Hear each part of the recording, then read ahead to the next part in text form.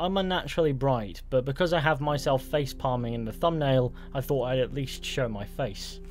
You're welcome. So in today's video, we're here to talk about a statement that Ubisoft made about XP farms in Assassin's Creed Odyssey's story creator mode, essentially condemning XP farming and saying that they're going to take action against XP farms and things like that being published and so on and so forth, including sanctions towards people who make them, or maybe even people who use them.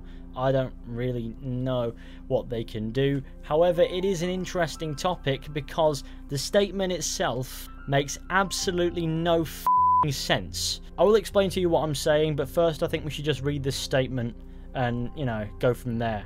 The statement reads as follows. Update on XP farming story creator mode. Hey everyone, we'd like to discuss XP farming. Story creator mode was designed to be a tool for players to let their creativity and imagination run free as they build their very own... Do you mind? As they build their very own stories to share with others, using a modified version of tools our own designers use to develop the quests in the game. Okay, that little revelation doesn't surprise me remotely. However, since the launch of the beta, we have noticed an increasing flow of farming quests that exploit the tool to get large amounts of experience. These exploits risk jeopardizing the overall quality, integrity and purpose of story creator mode and results in less visibility for the creative, interesting and frankly fantastic community stories that have been published. You say that, but my short quest got deleted, that I am the lovely sir, the one where you have to find the man, and I'll just show you. Lord Fruitsuckle has lost his last pack of Uncle Ben's rice. Give him a lovely hand, for you are a lovely man. Yes. Uncle Ben's rice is the quest. Hello, sir.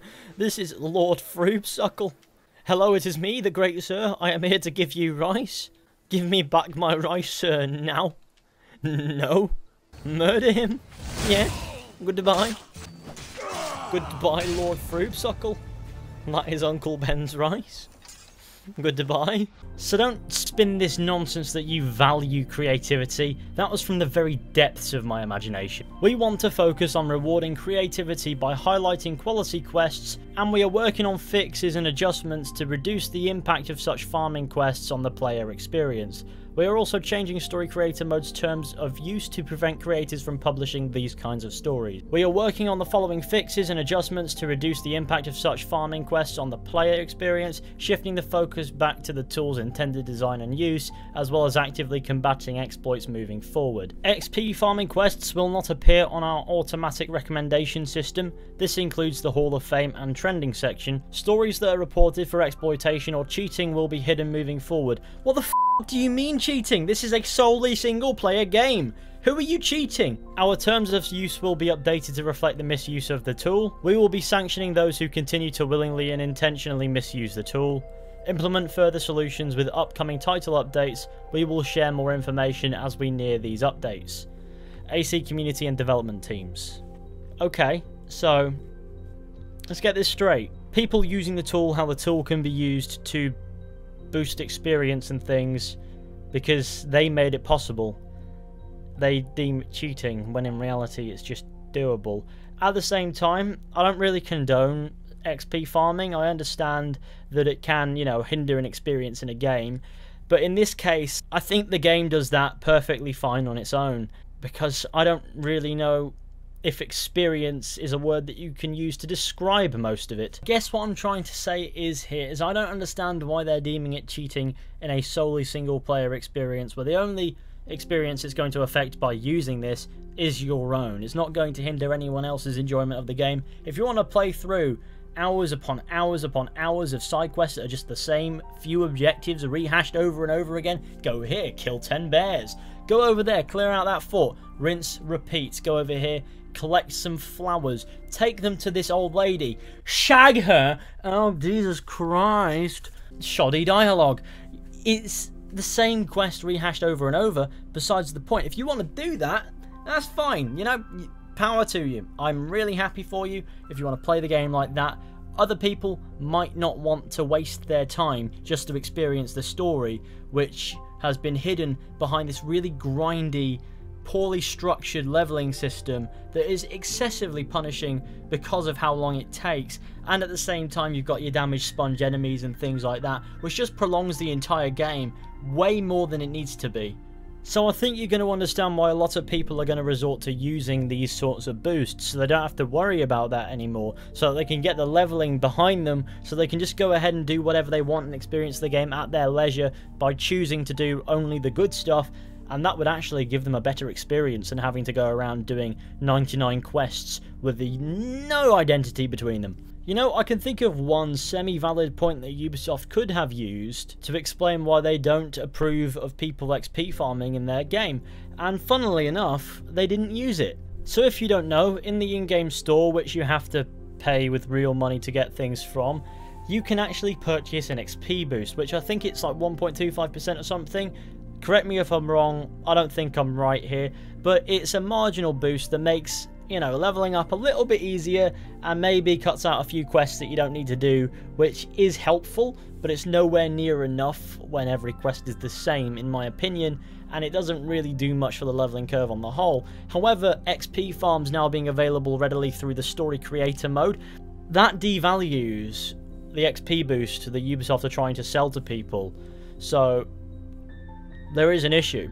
And if Ubisoft came out and said, you know what, we've got an XP boost on the store though, and this is actually devaluing that, and that's going to be harmful to us, which makes this an issue of finance, which people are causing us to lose money on, then that would have been a sound reasoning for this point. Doesn't mean I agree with forcing selling an XP boost or whatever, because yeah, that's an entirely different rant that I could make, but can't be arsed with.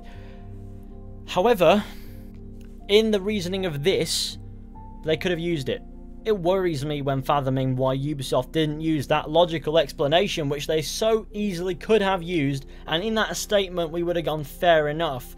Regardless of whether or not we agree with the XP boost being in the actual game, it's a fair statement in itself. Not using this makes me think that they know that that XP boost is an exploitation of people's money, because they paid, what, $60+ for the base game, and now you're going to ask them to buy an XP boost to make the game a little bit more bearable. And you can tell a lot of people don't find the grind that the game presents to be bearable, because these XP farms are in high demand. I believe I saw one that had been played over 400,000 times.